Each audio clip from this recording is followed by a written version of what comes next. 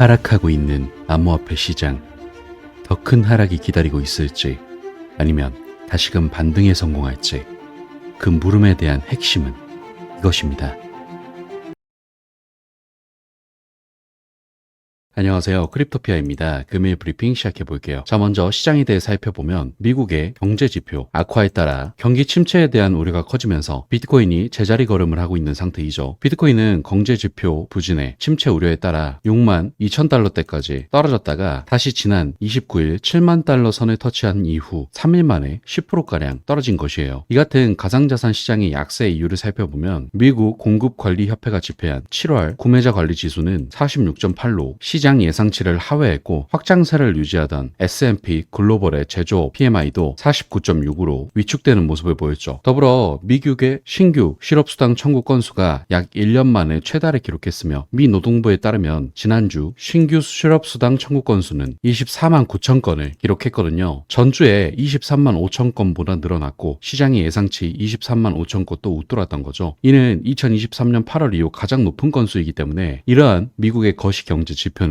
경기 둔화 우려를 낳고 있는 상태로서 시장에서는 현재 경제 지표는 경기가 침체까지는 아니더라도 둔화가 진행되고 있음을 암시하고 있다고 평가하고 있는 상태이죠. 그리고 이와 더불어 현재 마운트 곡수의 채권자 반환 절차도 계속 일부 영향을 주고 있는 것으로 보이거든요. 여기서 잠깐 이에 대해 체크해드리면 마운트 곡수 거래소는 2010년에 설립되어 전 세계에서 가장 큰 BTC 거래 플랫폼으로 운영되었어요. 하지만 2014년 마운트 곡수가 대규모 해킹 사태를 겪으며 최소 85만 BTC를 잃으면서 상황이 바뀌었고 이에 따른 상황은 10년이 넘는 법적 절차를 거쳐 이루어지며 채권자들은 법정 화폐 대신 비트코인으로 받기로 결정했죠. 그리고 현재 관련 데이터를 살펴보면 마운트곡스는 17,000건 이상의 상환을 진행한 후에도 여전히 32,899 비트코인을 보유하고 있으며 이는 현재 환율로 약 20억 9,900만 달러에 해당하는 금액인데 이 잔액은 7월 31일에 22억 5천만 달러에 해당하는 33,960 BTC를 비트고 거래소 소유 주소로 옮긴 후 발생한 것인데 비트고는 채권자 회생 절차에서 마운트곡스 신탁 관리인과 협력하는 5번째이자 최종 관리인이죠. 또한 이 거래소는 화요일 늦게 약 21억 9천만 달러에 해당하는 33,105 BTC를 새 주소로 옮겼거든요. 이로써 지난 몇 주 동안 비트뱅크, 크라켄, 비트스탬프, SBI, VC트레이더 등 지정된 암호화폐 거래소로 이동한 수십억 달러 상당의 BTC가 추가되었는데 예를 들어 7월 중순에 크라켄은 마운트곡스 수탁 기관으로부터 자금을 성공적으로 받았으며 향후 7에서 14일 이내 분배할 예정이라고 밝혔었죠. 그리고 최근 비트스탬프는 7월 25일부터 마운트곡스 채권자들에게 자산을 분배할 계획이라고 밝혔었는데 이에 대해 시장에서는 이렇게 상환된 자산이 얼마나 많이 팔릴지는 알 수 없습니다. 이와 관련된 루머는 최근 몇 주 동안 비트코인을 비롯한 나머지 암호화폐 시장이 어려움을 겪고 있는 주된 이유 중 하나입니다. 마운트곡스는 10년 넘게 암호화폐 시장에 드리워진 먹구름입니다. 상환이 빨리 완료될수록 좋습니다. 하지만 그때까지는 비트코인과 비트코인 캐시가 시장에 얼마나 공급될지에 대한 불확실성이 계속될 것이며 이에 따라서 가격이 억제될 것입니다. 라고 분석하고 있는데 이러한 이유들 때문인지 비트코인보다 알트코인이 더 좋은 투자가 될 수 있다는 분석도 나오고 있거든요. 실제로 관련 자료를 보면 비트코인의 점유율이 3년 만에 최고치인 56%에 도달하면서 분석가들은 알트코인 시즌이 시작될 수 있다고 예측하고 있는 상태인데 비트코인의 시세가 물론 떨어졌지만 지배력은 강력한 상태거든요. 현재 전문가들은 비트코인의 지배력이 알트코인 추세를 예측하는 데 중요한 요소라고 지적하고 있는데 비트코인의 지배력이 하락하는 동안 가격이 유지된다면 알트코인으로 투자가 유입되는 신호일 수 있고 이는 많은 사람들이 알트코인 시즌이라고 부르는 시기를 촉발하죠. 그리고 반대로 비트코인 가격과 지배력이 동시에 하락하면 일반적으로 알트코인 붐이 아닌 광범위한 시장 조정을 의미한다고 보시면 되는데 보통 비트코인 가격이 8월에 안정화되는 경향이 있기 때문에 비트코인 가격이 안정되고 지배력이 감소하면 알트코인이 번창할 수 있는 이상적인 조건이 조성될 수 있어요. 그리고 실제로 관련 지표를 봤을 때 비트코인과 이더리움을 제외한 알트코인의 지정가 매수 주문량이 증가하고 있고 이게 강력한 매수벽이 형성되고 있음을 의미하는 것인데 기관이 가격 영향을 최소화하기 위해 대량 거래를 할 때 선호하는 지정가 주문은 호가 볼륨을 생성하고 더불어 정규화된 1년 누적 매수 매도 거래량 차이 차트를 분석한 결과 솔라나, 코스모스, 폴리곤과 같은 알트코인에서 상당한 매집 활동이 일어나고 있는 것으로 나타나고 있어요. 그리고 이러한 추측이 더욱 신빙성을 얻는 것은 실제로 지난 몇 달 동안 많은 알트코인이 6에서 80% 하락했고 그중 상당수는 이미 바닥을 찍고 좋은 매수 영역에 있거든요. 비트코인 도미넌스는 매 사이클마다 대규모 알트 시즌이 시작되는 지점에서 주요 저항에 직면해 왔고 또한 차트적으로 알트코인이 525일 동안 누적되었는데 약 58% 정도밖에 상승하지 못했거든요. 555일 동안 바닥을 다진 후에 돌파가 58%밖에 안 된다라는 게 말이 안 되기 때문에 다시금 상승을 기대해 볼 수 있죠. 따라서 다가오는 시즌에 알트코인들이 생각보다 더욱 큰 상승을 보여줄 수 있다는 점을 긍정적으로 참고하시길 바랄게요. 다음으로 리플 소식 살펴볼게요. 최근 리플은 아시아 최대의 토큰화 플랫폼인 오픈에덴이 XRP 레저에서 발행할 예정인 토큰화된 미국 재무부 채권에 $10,000,000를 배정할 예정 소식을 알렸거든요. 이에 대해서 체크해 보려고 하는데